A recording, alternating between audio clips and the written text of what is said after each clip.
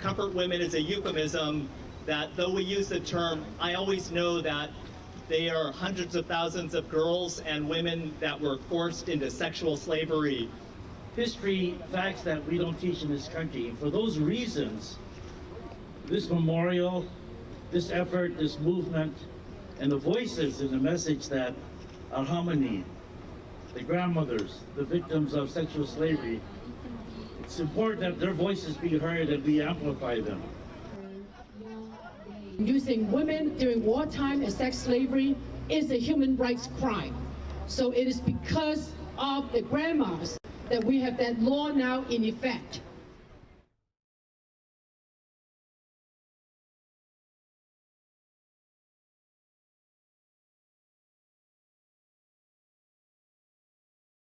Comfort women's stories generally propagated in this country are totally false. They are not true. For example, 200,000 people, that's not true. Forcible recruitment, that was not true. And, sex slaves, that is not true. I'm strongly opposed to establishing Comfort Women Memorial. Former Korean comfort woman Lee Yeon-soo and her friends said that they were recruited by Korean prostitution broker. Lee Yeon-soo explained how she was pleased to receive a red dress and a pair of leather shoes from a Korean prostitution recruiter. Yet she testified in front of a UN interrogator that she was abducted by Japanese military. Lee Yeon-soo has a history of making false statements. We have to stop this chain of fabrication and lies now. Please stop calling her a liar. Miss Lee Yeon-soo, first, the age that she was abducted from 14 years old to 16 years old. Next, the place that she was abducted.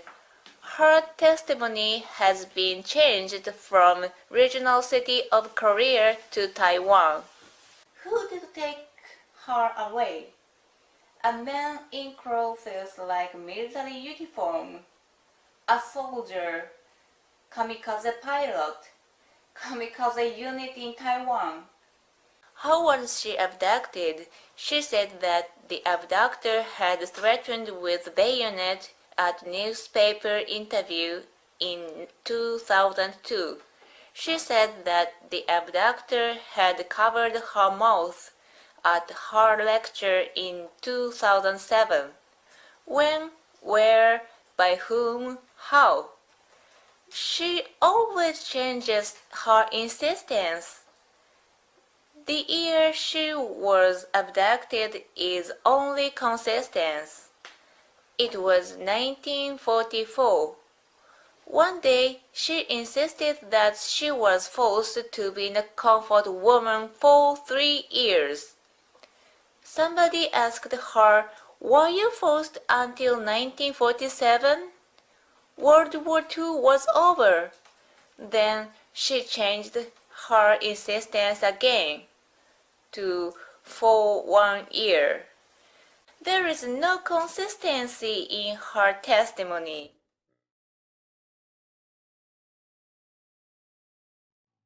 December 28, 2015, both countries reached a historical agreement that this issue is resolved finally and irreversibly. Relations between Japan and the Republic of Korea are important, not only for both countries, but also for the peace and stability of the Asia-Pacific region. Thank you, Mr. President. We would like to make 2 requests to the Human Rights Council. First, we request the Council repeal Special Rapporteur Ms. Kumaraswamy's report of 1996. Reason for the request are that some of its contents are not based on historical facts, but based on fictitious books such as pornographic novels and manga like this one. Also, the report contains many false testimonies which were coached to comfort women by a group called the Korean Council for Women drafted for military sexual slavery by Japan. The group has strong ties with DPRK, and its purpose behind the comfort woman issue is to defame Japan, demand money, and drive a wedge into the Japan-US ROK security partnership. Second, we request the Council to pressure South Korean government to fulfill its end of 2015 Japan ROK agreement so that the two nations can resolve the comfort woman issue finally and irreversibly as they agreed upon. It's high time that the two nations' friendly relationships so that we can deal with more imminent problems which is the current world faces, such as the serious nuclear threat from DPRK. Thank you, Mr. Chair.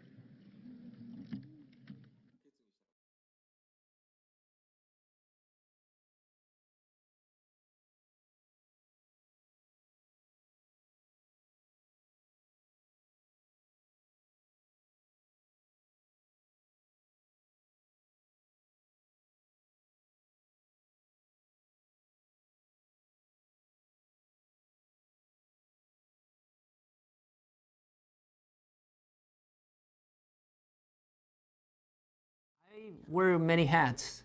I'm an investor, I'm an activist, I'm a businessman. I do a lot of things. Because we're speaking for the victims. The only proof is if the government in question being challenged, then the question, the issue of the victims issue can rise. Okay, that will tip the balance. If we don't discredit them, then they always got the upper hand. We were nationalists. We're not communists. We were fighting with the communists.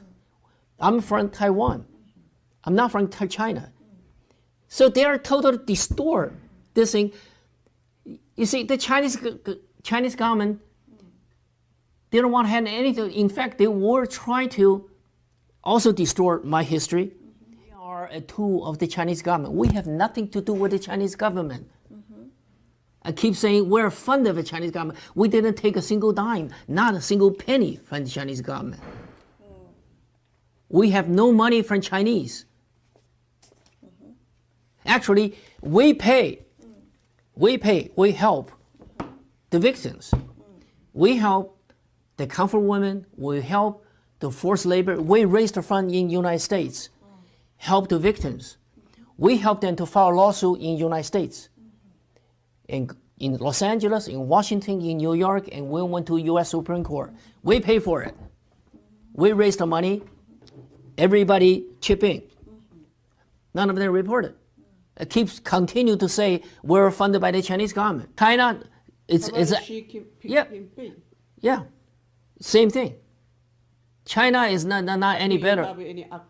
I'm not defending China. I don't lock into one particular thing, like because if I continue to argue with China, with Tibet, for example, then I can argue all my life and never get it done. Okay, but if I change their mind about the way they're doing things, they start to talk with the Tibetan. They don't need to talk to me. I'm convinced then they were on the wrong path. They were better off. Then I'm successful. They don't need to talk to me about Tibet because they need to talk to the Tibetans. Same thing, if they talk to Taiwanese instead of try to shoot the missiles towards Taiwan, then that's correct. They should stop that. They should talk to the people in Taiwan. Okay? So I need to change their mind about their doing business instead of try to tell them how to do business. They need to change. Chinese? Yeah, the Chinese, they need to change.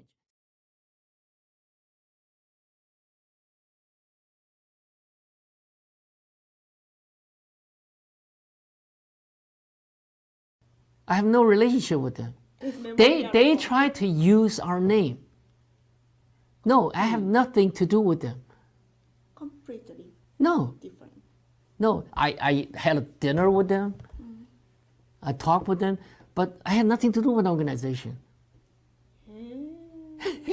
This is the first time I heard I have my pictures there because I have never been there. I saw your face 1, 2, 3, maybe. Yeah, I have never been there. Really? I have never been in that building. 5 years ago, that building was a newspaper. That newspaper exists in 1894. Yeah, 1894 creating that. There are 3 newspapers in that building. The previous 2 closed. Okay, the one created by Dr. Sun Yat-sen. when he visited San Francisco, the Chinatown people gathered the money to buy that building for him. So they created this called the China Youth newspaper, morning newspaper. So that building become a foundation, but has no business. So she leased out the building. So what you said is not true. There's nothing there.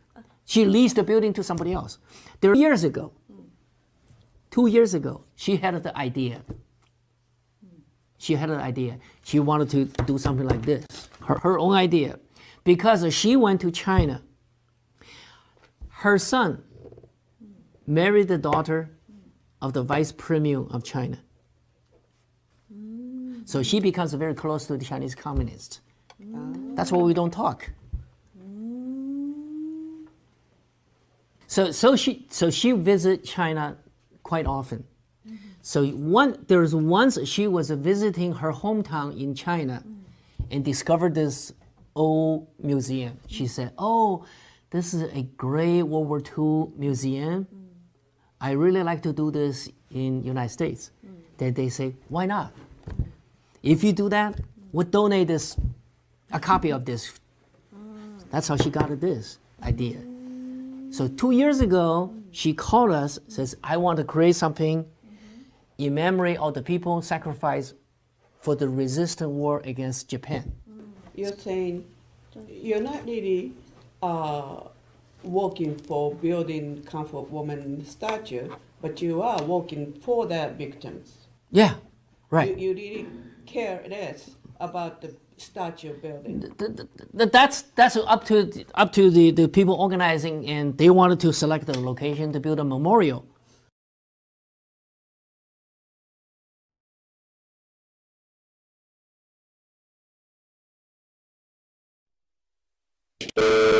Next speaker.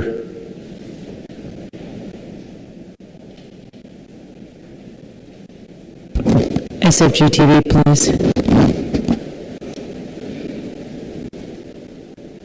Madam President and supervisors, my name is Ignatius Ding. I'm the Executive Vice President for the Global Alliance for Preserving the History of World War II in Asia. I'm here today for two reasons. One is deliver this letter from Congressman Mike Honda, urge you to support this resolution. Mr. Honda was interned during World War II because of his ethnicity, and later he becomes a leading force advocating the apology and reparation to Japanese Americans.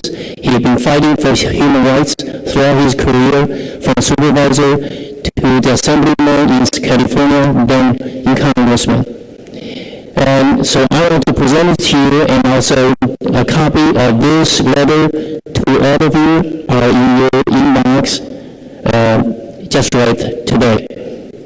Second, I also want to comment because a number of people mentioned the IWG. In fact, I was the one draft the resolution on behalf of Senator Don Feinstein and Owen Hatch to support the IWG. I know many of the commissioners. These people speaking of that research, they should have their fact checked. Those are not your lies.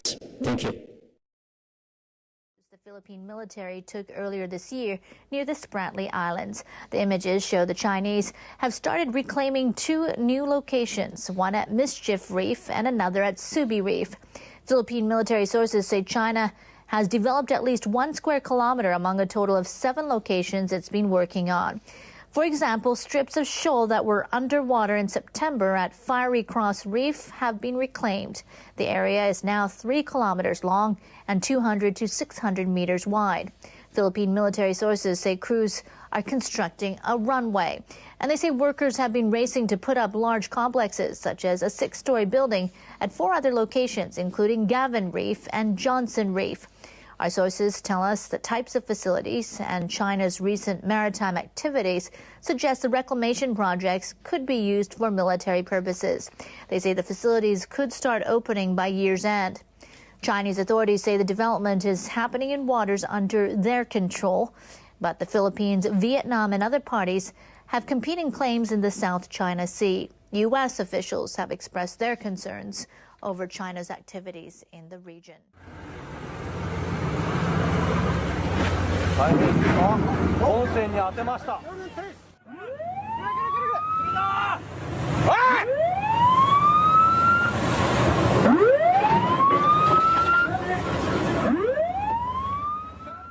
毛沢東は国民党と日本軍を戦わせるという三国志を戦いました。国民党は日本とアメリカを戦わせるという三国志を戦いました。で、今、中国共産党は日米を戦わせて、そしてアジアを支配する、アジアを制覇するという国策のもとにあらゆることが動いていると思います。その一つが歴史問題を外交上の道具として使っている、こういう流れの中にあるんではないんでしょうか。あるいはフランク・キャプラの映画も出ました。で、それは日本が世界を制覇しているというストーリーでした。そうじゃないんです。上海には日本軍がいたんじゃないんですよ。日本軍とアメリカ軍とイギリス軍とフランス軍がいたんですよ。アメリカ軍が2750、イギリス軍が2550、日本軍が2500です。上海の日本海軍陸戦隊2500人が5万とも10万とも言われる中国軍から襲撃を受けたんです。だから反撃したんです。だから戦争になったんですよ。土足で入っていったんじゃないんです。私たちはそういうことを教えられてないんですよ。だからすっかり忘れてしまったんです。で、今中国共産党政府はですね、東アジアを制覇する。そのためには日本を抑えなきゃいけない。そのためにはまずこの歴史認識の問題で、お前たちは侵略したんだ、南京大虐殺をやったんだ。Well, since this is the only university campus in the U.S. that has a memorial to remember all the Holocaust and genocides, I would like to have it on every campus, every university. Every university? Yes. Why not? Oh, the Opium War. Opium War. Yeah, that's a different story. I don't think I want to go. I'm not going to go into that. You don't want? No. Not interesting? No, I don't want to talk about that. I'm out in China, and I find that the grandfather of Franklin Delano Roosevelt, his name was Warren Delano, was the opium king of China. The fortune that Franklin Delano Roosevelt lived off of, custom-made suits, nice houses, sailboats, vacations, summer homes, he didn't make that money. He inherited from Grandpa Warren Delano, the opium king of China. Cabot House at Harvard, opium. Skull and Bones at Yale, opium. The Low Library at Columbia, opium money. If you go on the Princeton website, at least they're honest, they will admit that their first biggest benefactor, John Green, was an opium dealer with Warren Delano. It didn't change my view about America so much. What it did is change my view about American historians. Yesterday, December 7th, 1941, a date which will live in infamy. Now, when most Americans think of Pearl Harbor, they remember how badly the U.S. was blindsided by Japan's naked and unprovoked aggression. How we were literally caught dead in the water, virtual sitting ducks. But what most Americans don't know, and what President Roosevelt never disclosed, is that America had its own secret plan to bomb Japan first. This plan, signed and approved by FDR himself on July 23, 1941, nearly 5 months before Pearl Harbor. No one knew about the bombing plans. That was secret. All the supplies were secret. I mean, what we were sending was not a matter of public knowledge. Our story begins with a romantic chapter out of military lore, well known to the American public. It is the story of the Flying Tigers and their famous shark-toothed P-40s. Also known as the American Volunteer Group, or AVG, they were a small group of daring U.S. flyers, led by this fighter ace named Claire Chennault. When you were recruiting, men for the American Volunteer Group that summer, 1941. What was the strategic goal of the operation? We were to kill as many damn Japanese as we could. That's simple. U.S. government knew about this, helped develop this plan. Not only knew about it, but they were 100% behind it. Where do you think the $50 million came from? The United States. It was secret. Nobody was supposed to talk about it. We did a damn good job of keeping it secret. It was against the U.S. law to fight for under another flag for another country. Claire Chennault wanted to bomb Japan, didn't he? Yes, very much so. On July 22nd, 1941, you sent a secret cable to Chennault. I am very happy to be able to report that today, the President directed that 66 bombers be made available to China this year, with 24 to be delivered immediately. Why would you be procuring bombers? Well, actually, the purpose of bombers is to bomb. We can't pretend that we didn't know what the bombers were for. And according to this plan, they were going to be manned by Americans. Volunteer Americans were paid. They were mercenaries. But the White House was very much in favor of it. So this had the blessing of the U.S. government. It had the blessing